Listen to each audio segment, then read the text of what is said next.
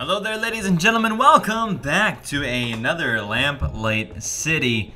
I think we're doing okay here. We just spoke with our... Give my regards to Constance. Just spoke with our lovely waifu. She is quite charming, and she was helpful too. So we've got a couple things we can talk about here, a couple different places we want to go. We don't want to mention the kidnapping yet still, for various reasons. It's not... I don't want to close off any loops right now. I want to keep loops open more or less. It seems to be one of the problems we had last time. Let's run through. I say the Crimson Cat. Let's look into this this other gent. Although then again, Crimson Cat, one of my favorite underground clubs. Ooh, I spent some wild nights here. Which reminds me, I wonder if Stefan is still working the bar these days. We can check, I guess. This place has been around for quite some time. That well-dressed feline is Red, the official mascot. Makes sense. Looks like a view of Claremont Street with St. Denis Cathedral in the background. I can see. Seagrave's Stasholine, high-quality mustache wax. You know, I always wondered what you'd look like with a mustache. Attention customers. Use of Dr. Tennyson's vigor pills while under the influence of alcohol may cause loss of consciousness. It's nice to see this establishment looking out for its patrons. Huh. Good old Bollingworth Ale. Unlike so many other things in life, it never lets you down. Well, not while you're drinking it anyway. The next morning is another story entirely. Right. Fine beer always served here. Good to know. Okay. We're just kind of checking everything out, as is customary for us. Call me old-fashioned, but I've always felt the piano should be played by an actual human. These automated ones just don't have any soul. Some chairs sitting here on tables. Looks like they've got Bollingworth, Millhopper, and Brooklyn Lager. Not a bad set of beers. No, I'll take the lager, please. Quite the selection. It rivals even the Angel. Okay, I'm assuming that's who we're going to be talking to. I just want to make sure I've got everything. The notice, the door, the way out. All right, let's talk to the young gent here. Excuse me, are you Roland Devereaux? Who's asking? Miles Fordham, private investigator. I wanted to ask you some questions. Sure, whatever you say. All right, this is the guy who thinks that he knows. You know, he's the bee's knees. Let's talk about you first. So, I take it you're a musician? A musician? Am I a musician? Man, you insult me. Ask anyone who hears me tickle those ivories. They'll all tell you. I'm doing the Lord's work. I am more than just a mere musician. I have a purpose on this earth, and that is to move people, to bring joy to their souls. And this is after you've set the piano back to manual, right? I don't expect a layman like yourself to understand, least of all a private eye. Your job is exploiting people's misery. I don't know how you can even look at yourself. Oh, it's fairly easy. But then I expect you've never gone more than 5 minutes without looking at yourself. Nice. Nice, Miles. All right, let's get right to it. Are you acquainted with a woman named Miriam Harris? Sure. Acquainted. That's definitely a word you could use. But then, I'm also acquainted with about 20 other women in this borough alone. Fascinating. Could you tell me about Miriam, please? Sure. That woman could talk the ear off a cornstalk. Oh? She said you didn't talk much. That's right, I don't. She talks plenty for the both of us. Always going on about how sick she is of the phony high society types, how glad she is to be with someone real. But hey, she's loaded. And she's pretty good in bed, so it's a nice little thing we got going on. Alright, I'm not going to talk about the kidnapping yet. I'm not. I think that's quite enough for now. It's about time.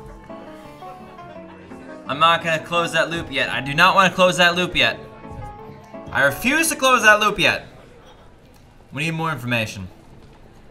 Let's go find out about the jacket. Solid piece of real Good day to you, clues. sir. Welcome to Solomon Stitching. I'm Jonah Solomon.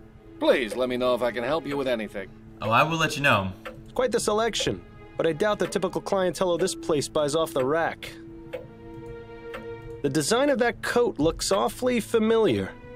That's why I wanted you to look at it. That coat is so dull. I always prefer the ones with a bit more color.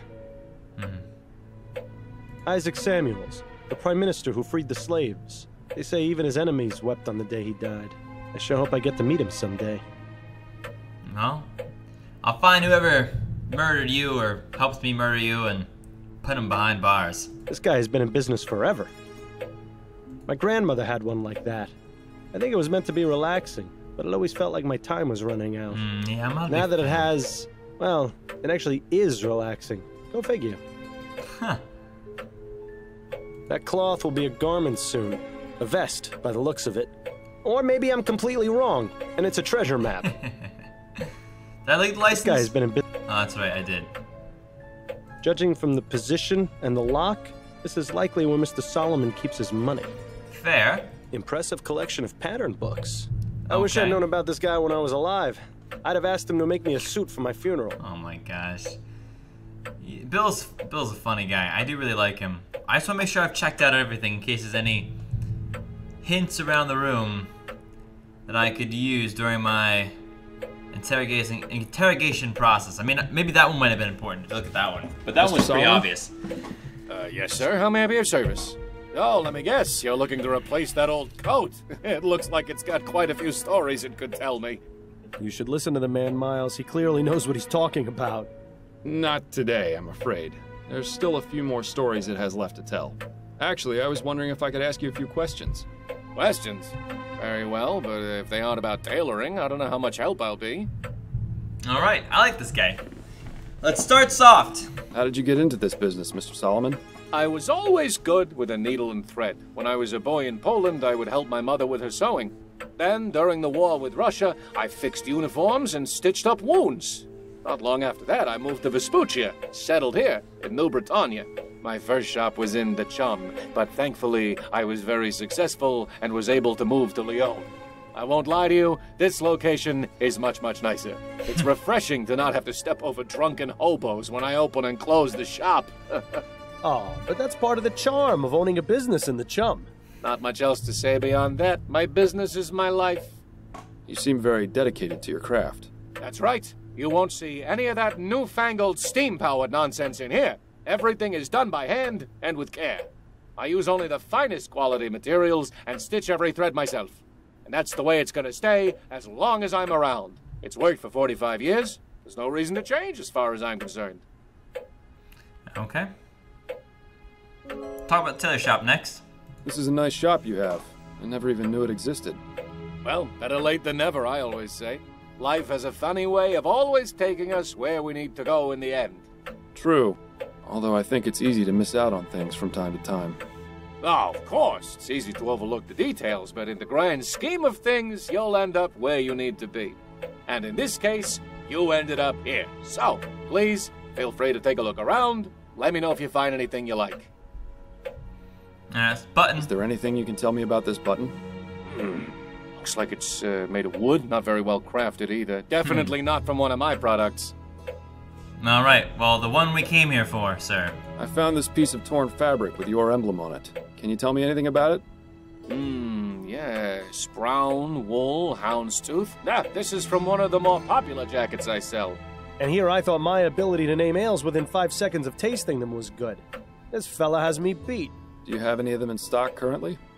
Well, sure. I've got one on the display dummy over there. Yeah. Is there any way you can tell me who you've sold them to? Ooh, I don't think so. I've sold at least 20 in the past month. As I said, it's a very popular style. I'll be taking my leave of you now, Mr. Solomon. Very good. Oh, no. Come to think of it, I have seen plenty of people wearing that design. No tears in this one, though. Ultimately useless, I think.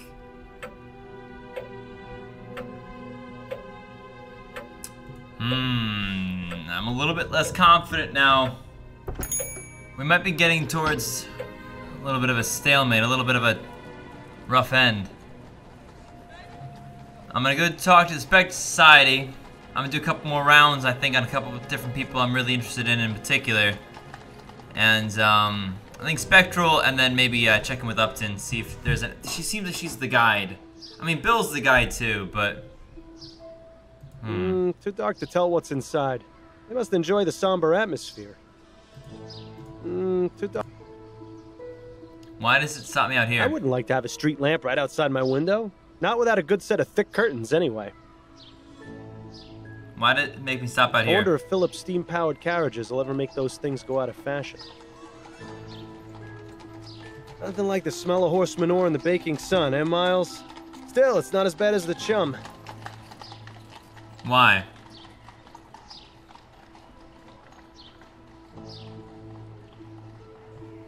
I wouldn't like to have a street lamp. Super suspicious as to why it had me stop out here instead of going inside. Checked out the manure. I see nothing else here.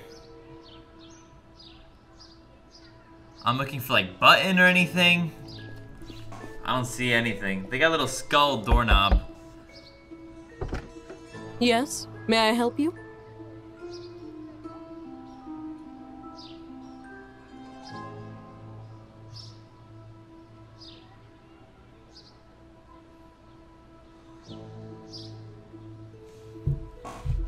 I see why now that it made me do this, made me stay outside. I fear she might tell me this isn't the time. This is the Specter Society, right? I'm interested in joining. Ah, yes it is. Welcome, darling. Just let me Our in. membership process is a bit different to most social clubs. We require a sponsor. Sounds simple enough. Well, you see, we ask that sponsors be people who have passed on into the spirit world. Once you name your sponsor, I will attempt communication beyond the ether. When they answer, you will be judged and considered for membership. Okay. What are you looking for in a sponsor? A willingness to communicate from beyond the ether. Open-mindedness, a desire for truth. In other words, all the qualities of a member of the Specter Society. I've got Actually, that. we've had former members who have passed on act as sponsors before. I've got a sponsor. Excellent. What is the name of your sponsor, darling? I'm terrified. Bill Legere is my sponsor. Seriously, Fordham? I thought you knew better than that.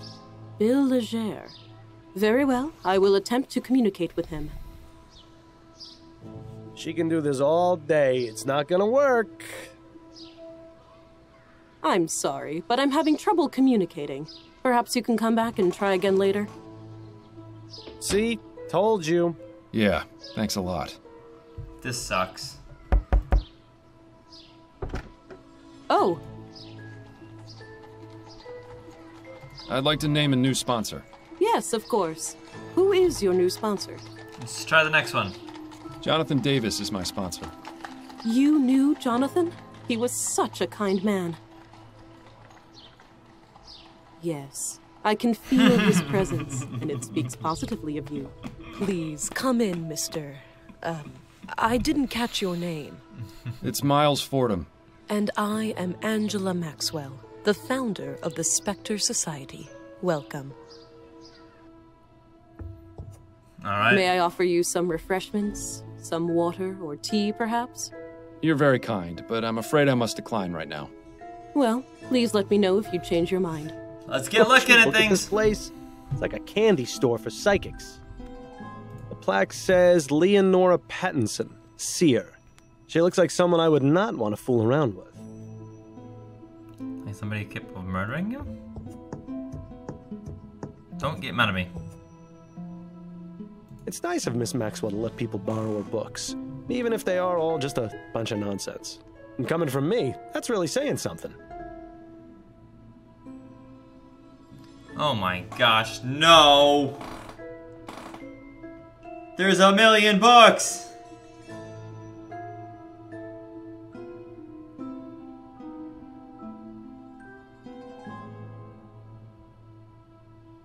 Oh man.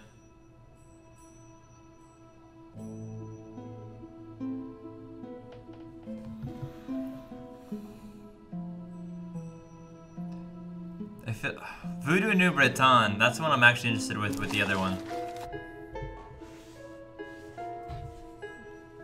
The religious practice commonly known as voodoo, originated in Africa previously migration in recent years, first moved to West Indies spread after a revolt in Santo Domingo, caused a wave of escaped and freed slaves to migrate to Vespuccia. For years, the religion was practiced in secret but emerged as a more widely accepted faith after the abolition of slavery in 1840. Largest concentration of practitioner of voodoo is the city of New Breton. Gascon. Though it's at its root in African religion, voodoo has evolved in New Breton, heavily influenced by Catholicism. New Breton voodoo has adopted several Catholic saints and turned into a hybrid religion unique to the city. One key factor sets voodoo apart is the use of charms and amulets of various functions and purposes, commonly known as gris-gris. Gris-gris also originated in Africa, used mainly as a means to ward off evil spirits. By like, however, they have taken darker connotations of voodoo practice of New Breton, caused to be used to bring misfortune and suffering. The basic gris-gris is always contained in a leather pouch. The ingredients vary depending on the desired effects. Oh, for instance, gris-gris designed to bring a gambler luck would contain gemos, red flannel, a shark's tooth, and a dove's blood. The gris for sending away an enemy contains items like gunpowder or red pepper. Usually the person's name is written on the paper and included in the bag. To bring somebody back bad luck in business, the gris-gris would contain a chicken bone. Oh, the gris-gris would contain chicken bones and dust for bad luck in business, huh? That sounds awful familiar. Oh my gosh. As for really about experience, the soul or actual body disconnects from the physical body. And I'm sorry about all this reading. I'm gonna read all these because I don't know what else is helpful here. Disconnects from the physical body and may travel throughout the universe. The practice dates as far back as ancient civilizations, with multiple depictions by the Egyptians of the soul or ka leaving the body before death. The expression astral projection means journeying to other worlds, heavens, hells, the astrological spheres, and other imaginal landscapes, but the term is also applied to non-physical travel around the physical world. Though this usage continues to be widespread, the term etheric travel used by some later theosophists offer useful distinction. Some experience. It's hard to read this text because it's pixely. It's like a small font that was blown up on my screen. They visit different times and or places. Etheric then is used to represent the sense of being out of the body in the physical world, whereas astral may connote some alteration in time perception. The etheric body is usually, though not always invisible, but is often perceived by the experiment as connected to the physical body during separation by a silver cord. Some link falling dreams with projection. Okay. Other experience may describe a domain that has no parallel to any known setting. Environments may be populated or unpopulated, artificial, natural, or abstract, and the experience may be beatific, horrific, or neutral. A common theosophical belief is that one may access a compendium of mystical knowledge called the Akashic records. In many accounts, the experience there correlates the astral world with the world of dreams. Some reports seeing the other dreamers enacting dream scenarios and aware of their wider environments. Well,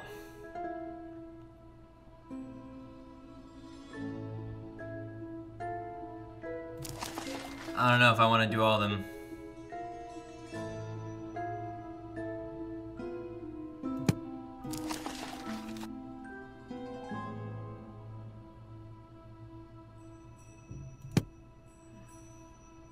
It's nice of Miss Maxwell to let people borrow her books. And coming from me, that's... Alright. Well, I may want to do some borrowing. Let's look at other stuff. Spooky! That ghost between the two people almost managed to look convincing. That's probably the storage case for the spirit board. You mean the Luigi board? I think I've seen one of these before. What does it do? It's a spirit board. We use it to contact spirits, and they in turn spell out a message with the letters on the board. Well, I've got a message from Miss Maxwell if she ever tries to use a spirit board around me. What a fascinating device. Exactly what does it do? That is an etherometer. It's designed to pick up vibrations from the ether and translate messages from the spirits. A great man once said to me, "Bill, you aren't going to get very far in life just staring at balls." He's dead now. But then again, so am I. Must be for the more traditionalist members. Guest book. There's quite a few members in this group. Angela Maxwell. Oops. No. There's quite a few members in this group. Look at the guest book. Anyone interested in a used spirit board? please let me know. Please let Thomas know. Thank you, Linda. I'm looking forward to having you over at the manor next week. Henrietta. Linda. Come around 8 p.m. and you can meet Charlie. Oh, ho, ho, Henrietta. Linda, Henrietta.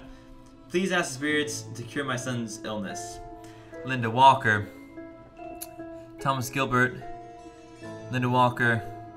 Timothy Williams. Henrietta Davis.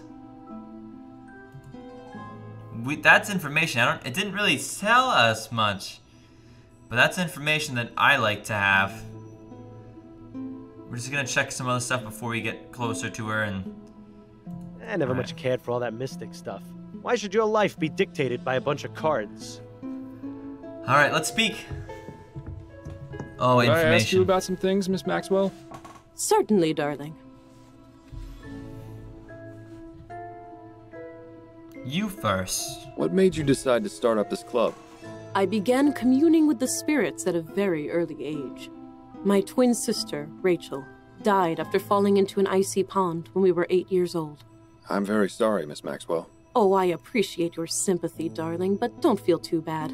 Rachel began speaking to me shortly after that. She has served as my spirit guide ever since. Wait, what? Spirit guide? You mean you still speak with her? Oh, yes. Every day. In fact, I was just speaking with her before you arrived. As I grew older, I realized there were others in the world who were also able to communicate with spirits, and those who had an interest in what lies beyond the ether. And so, once I moved to New Britannia, I decided to start up this club so we could gather and share our experiences. Do you suppose she can hear what I'm saying? Hey, Angela, try a bit less eyeshadow, would you? You look like a purple raccoon. Nothing. Clearly a fraud. Ah, well. Do I want to talk about spirits? I don't know if I do. What can you tell me about the Spectre Society? Ah, where to begin? I formed this club 2 years ago, right after I moved to New Britannia. During our meetings, we discuss our experiences with paranormal phenomena and organize investigations. What sort of investigations? We look into places all around the city which have been reported as haunted. New Britannia is teeming with the spirits of those killed during the French and British takeovers of the city. Not only that, but there is a prevalence of mystic religious practices here in Gascon, brought over by immigrants from the Antilles. Fascinating. There are plenty of books on the subject over there in the bookcase, if you're interested in learning more. I am still. Well, I don't know about kidnapping yet, Linda Walker. I spoke with Henrietta Davis, and she mentioned one of your other members, Linda Walker. Can you tell me anything about her? Ah, Linda. Poor dear. Of all our members, she is the one I feel for the most. Why is that? She's had a tragic life, but I believe the Specter Society has helped her greatly. Not only has she made a good friend in Henrietta, she's also dealt with her grief in a positive way. She has devoured my collection of books, educated herself on many subjects. I would say she's become an expert on clairvoyance and metempsychosis. It's always nice to know that the club can help those who have suffered. Do you see her often? Yes, she comes by about once or twice a week. Alright, now we gotta talk about Linda here, and then I'm about to read the metempsychosis. Let's talk about metempsychosis first. Linda Harriet, her past and her address. I definitely don't want to run this girl off before I get the address, but I want to get all the information down I can first. I'm sorry, what was it you said? Madam Psy, what? Metempsychosis, darling. It's a philosophical term which comes from ancient Greece. It refers to the transmigration of the soul after death. Is that anything like reincarnation? Essentially, yes. There's a book on the subject over in the bookcase, which can tell you far more than I possibly could. Yes, we're reading that. Linda and Henrietta. What can you tell me about Linda and Henrietta's friendship? It's so lovely to see them together at the meetings. They're practically inseparable. It's quite sweet. They often leave messages for each other in the guest book. When Linda found out that Henrietta was taking care of an infant, she even gave her a toy bear for the child. I remember Linda lighting up with excitement when she asked about him. She really loves children. It's such a terrible shame about... But please, let's discuss something more pleasant, shall we, darling? Oh my gosh. I'm feeling it's Linda! I'm feeling Linda's kidnapped the child with the help of somebody else, perhaps the gentleman from the airship thing.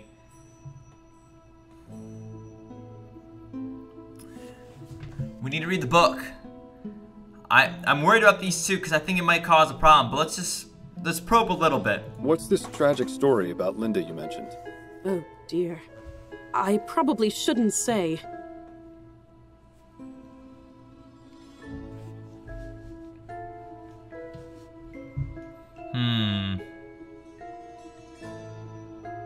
I don't know if I want to say this.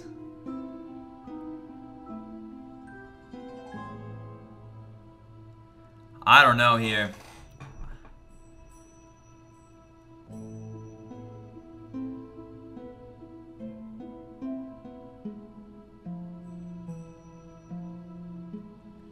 What is your motivation?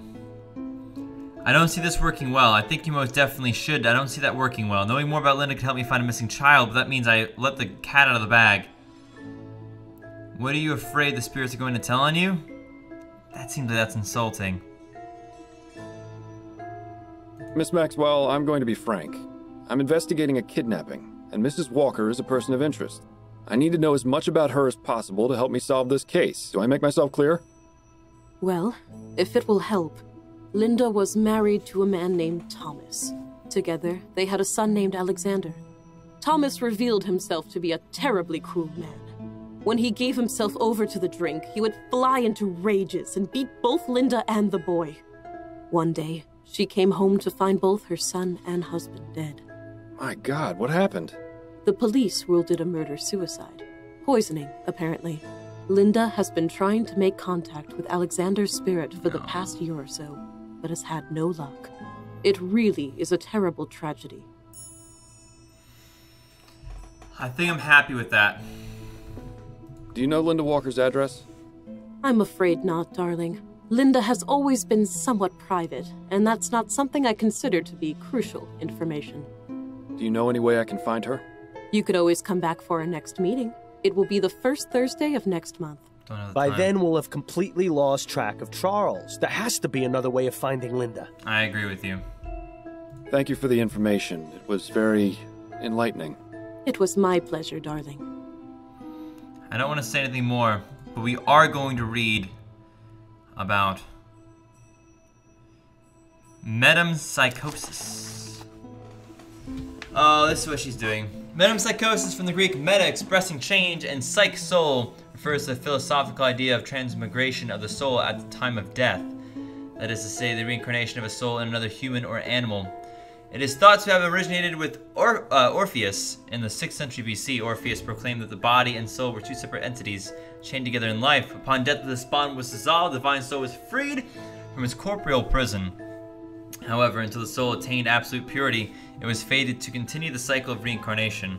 Deeds done in life would affect the soul's purity and determine how much longer its spirit journey would go on before ascending to heaven. The theory postulates that the soul of a human or animal will be transferred to another living being. Some characteristics or personality traits of the soul are usually preserved throughout reincarnations. For example, eye color or an affinity towards a particular person or item. Hello, Mr. Bear Boy. There is some debates regarding the exact nature of the transferal of souls, but it is generally accepted that a human soul will transfer to an animal which is already alive. A soul belonging to an animal or human transferred to a human will enter a body at birth, and not one which is already alive. Therefore, it can be useful to confirm a suspected reincarnation if the date of death and birth of the old and new bodies is the same. One popular believed case of metempsychosis comes from medieval Germany, where two feuding families both met their ends. The last of one's line was suspected of setting the other's stables on fire, during which the other perished.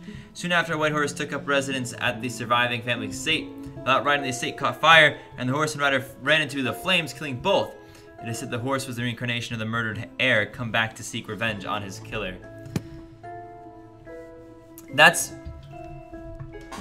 Can you please... Look! Look with your eyes, Miles! Is there anything else that's good here? I don't believe so. That's the one we really needed. And I don't know why that doesn't count as something. There's quite a few members in this group. Can I click now on this? I was hoping it'd allow me to click on it. Alright, we're done here. I'll be going now. May the spirits guide you to that which you seek. I certainly hope so, because if not, a little boy remains missing forever. A lot of information we've gone through. We're gonna talk to Constance Upton real quick, get some of her advice on some of this, and then we'll continue forward in the next episode, guys. This is getting good. I think we're getting pretty close here. Go on, I'm listening. Can we go over my current case? Of course. What have you got? Oh yes. Have you ever heard of the Specter Society? I think so. They're some sort of ghost hunting club, aren't they? A spiritualist group, yes. Don't tell me this case has taken a turn for the supernatural. Not exactly. It's just come up as a potential lead. Are you familiar with the term metempsychosis? No, what is it? Apparently some mystics and philosophers maintain that it's a process whereby human and animal souls are transferred to new bodies upon death. Fascinating. Some people have such queer ideas. What's that got to do with the kidnapping, though? I'm not exactly sure yet. Sometimes I'm jealous of all the odd things you detectives get to look into. That's enough about the case for now. Okay. That's it, I think. Then you'd better get back to it. Alright. You were less helpful than I could have possibly imagined. Ladies and gentlemen, I think I know about where this case is going. It could be a very clever misdirection from the game though, but it's feeling a little bit interesting here. The bear, whoever took the child knew about it. I just don't get the coat. The coat doesn't fit. We need to find Linda. We need to learn more about Linda. I have some ideas on how we might do that. And we'll get to it next time, guys. On the next episode, Lamplight City. Peace out.